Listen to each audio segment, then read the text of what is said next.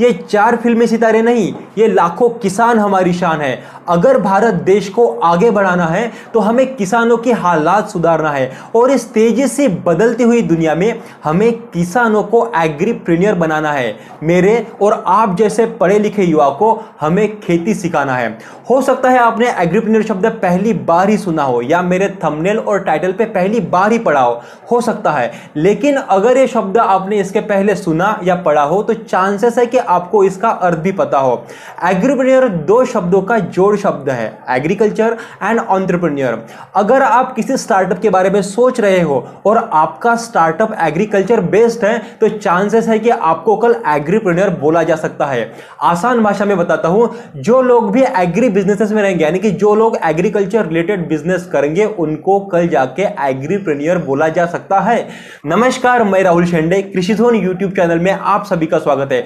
दोस्तों, आज हम बात करेंगे कि कैसे agriculture firm, agriculture business, agriculture startup या फिर एग्रीकल्चर कंपनी को कैसे शुरू करें और एग्रीप्रेन्योर कैसे बने। अगर आप आपके बिजनेस को लेकर सीरियस है तो यह वीडियो पूरा देखें। आज हम डिटेल में बात करेंगे कि एग्रीकल्चर रिलेटेड बिजनेस आइडियाज से लेके एग्री बिजनेस को शुरुआत कैसे करें, इसके लिए रजिस्ट्रेशन, डॉक्यूमेंटेशन, लाइसेंस की क्या क्या जरूरत होती है, इसकी वर्किंग प्रोसेस, इन्वेस्टमेंट, इन सभी चीजों पे आज हम डिटेल में बात करेंगे। दोस्तों, वीडियो के शुरुआत में मैं आपको बताना चाहूंगा कि मैं कैसे एग्रीप्रेन्योर बना, क्योंकि अगर मैं खुद एग्रीप्रेन्योर नहीं होगा तो मैं आपको गाइड कैसे करूंगा।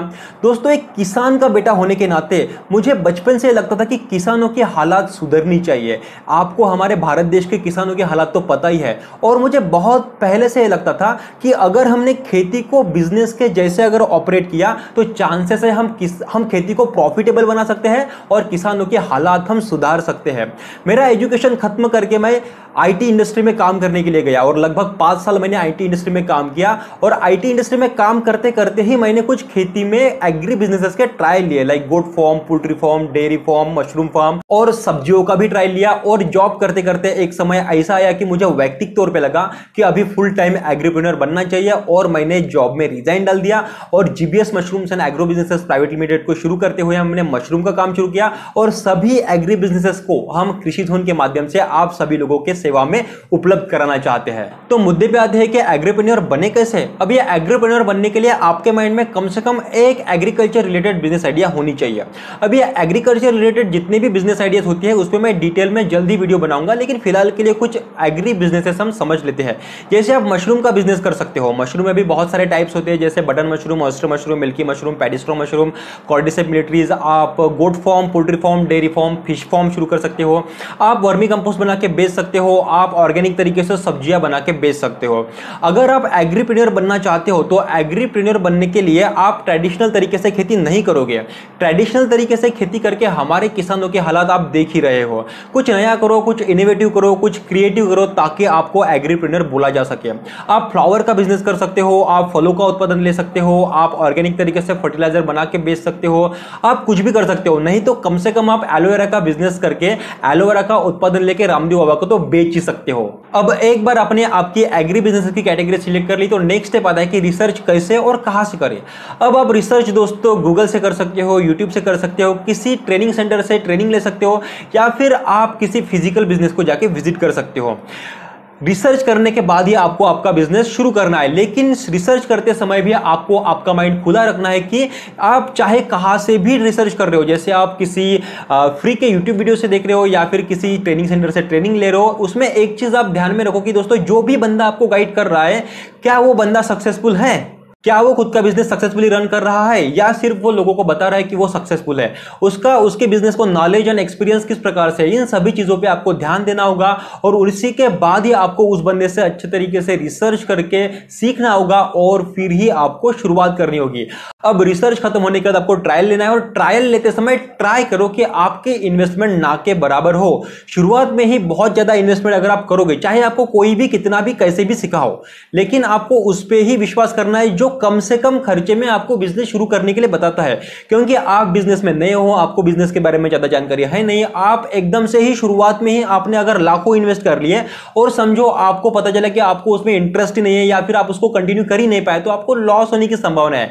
इसलिए इन्वेस्टमेंट हमेशा से ही कम से कम करो शुरुआत में, और एक बार समझो आपका फर्स्ट ट्रायल सक्सेसफुल हो गया तो फिर धीरे धीरे आप इन्वेस्टमेंट बढ़ा सकते हो, आपके बिजनेस को भी बढ़ा सकते हो और धीरे धीरे आप आगे के स्टेप्स फॉलो कर सकते हो। लेकिन शुरुआत में इन्वेस्टमेंट बहुत कम रखो दोस्तों। हो सकता है आपका फर्स्ट ट्रायल सक्सेसफुल हो लेकिन आपका सेकंड ट्रायल फेलियर भी जा सकता है। इसके लिए आपके बिजनेस के रिलेटेड पढ़ते रहो, आपके बिजनेस के रिलेटेड वीडियोस देखते रहो, सीखते रहो। और दोस्तों इसमें बहुत पेशेंस की जरूरत है। आपके ट्रायल सक्सेस फेलियर चलता रहेगा, सीखते रहोगे, लेकिन पेशेंस की बहुत ज्यादा जरूरत रहेगी आपको आपके बिजनेस में।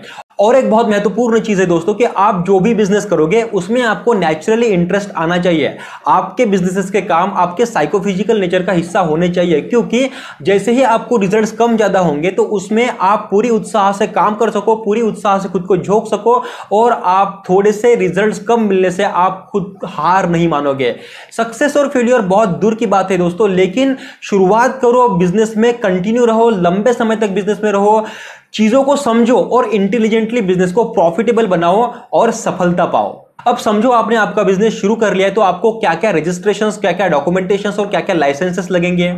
देखिए वैसे किसानों के लिए किसी डॉक्यूमेंटेशंस, किसी रजिस्ट्रेशंस, किसी लाइसेंसेस की जरूरत नहीं होती, फिर भी हम एग्रीप्रेन्योर है, हम एडवांस चीजें करने वाले हैं, तो हम डॉक्यूमेंटेशंस, रजिस्ट्रेशंस और लाइसेंसेस निकाल लेंगे। शुरुआत में आपका बिजनेस रजिस्टर करने के लिए आपको सिर्फ एक एमएसएमई जिसको हम उद्योग आधार बोलते हैं, या फिर एक शॉप एक्ट लाइसेंस जिसको हम गोमास्ता बोलते हैं, ये एमएसएमई और शॉप एक्ट लाइसेंस निकाल के आप आपका बिजनेस रजिस्टर कर सकते हो। और समझो आपका बिजनेस फूड रिलेटेड है तो आप एक एफएसएसआई का लाइसेंस निकाल सकते हो। और समझो आप आपके प्रोडक्ट्स अमेज़न और फ्लिपकार्ट पे बेचना चाहते हो तो आपको जीएसटी की जरूरत रहेगी। हालांकि जो सर्विस रिलेटेड बिजनेसेस है उनको 20 लाख का टर्नओवर होता है, उसके बाद जीएसटी की जरूरत होती है, और जो बाकी के बिजनेस होते हैं उनको 40 लाख के ऊपर अगर उनका टर्नओवर जाता है तो उनको जीएसटी की जरूरत होती है। इतने में आपका बेसिक रजिस्ट्रेशन कंप्लीट हो गया। लेकिन समझो कुछ टाइम बाद आपका बिजनेस बड़ा होता है और आपको लगता है कि आपका बिजनेस अभी प्राइवेट लिमिटेड रजिस्ट्रेशन करना है, तो आप जैसे ही आपका बिजनेस बड़ा होता है तो आप प्राइवेट लिमिटेड रजिस्ट्रेशन कर सकते हो। फिर आपको हर साल के केवाईसीज, ऑडिट्स एंड कंप्लायंसेस के झंझट लग जाएंगे। अगर आप बिजनेस में बहुत ही नए हो, शुरुआती दौर में हो, तो मैं आपको एक सलाह देना चाहूंगा कि आप शुरुआत में ही प्राइवेट लिमिटेड के पीछे ना जाओ। प्राइवेट लिमिटेड करने से बेहतर आप बाकी बहुत ये जो बेसिक रजिस्ट्रेशन है इन पे फोकस करो और ज्यादातर आपके बिजनेस पे फोकस करो, बिजनेस ग्रो करने पे फोकस करो।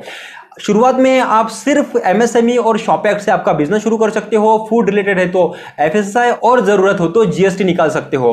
आशा करता हूं इस वीडियो के माध्यम से आपको काफी जानकारी मिली होगी, और जो सच में एग्रीप्रेन्योर बनना चाहते हैं उनको यह वीडियो काफी लाभदायक साबित होगा।